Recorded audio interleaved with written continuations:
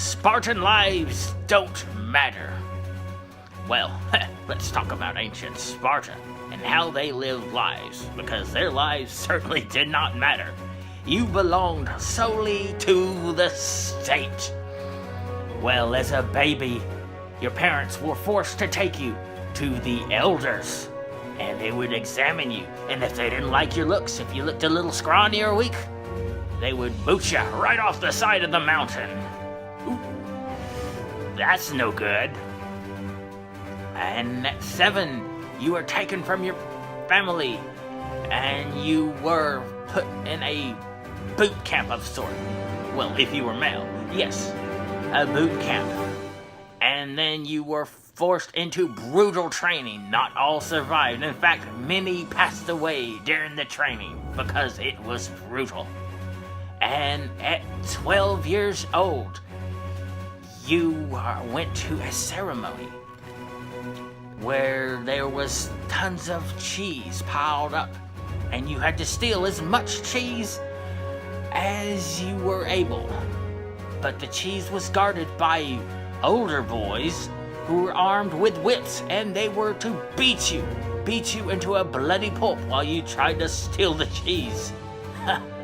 It was a way to weed out the weak, because many died trying to steal the cheese. In fact, stealing was part of the Spartan life. I, as an orc, I can understand. Yes, you were not fed very well. In fact, you weren't fed enough, and you were expected to steal. But if you get caught, you got severely punished. Spartan lives don't matter. You belong to the state. Yet barely fed, brutal training. By the time you were a young man, you were the toughest of the tough of the tough. Don't expect life to get any better, because war ain't all that pretty either. And you know what? The Spartans sure knew how to wage war. In fact, they waged war mainly on their neighbors who they enslaved.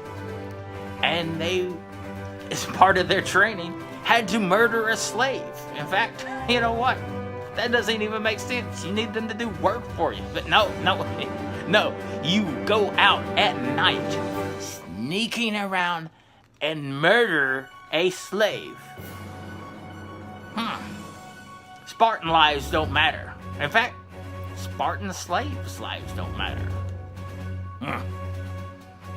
I'm Rum Mug the Orc, the social justice destroyer. And let's not live like the Spartans.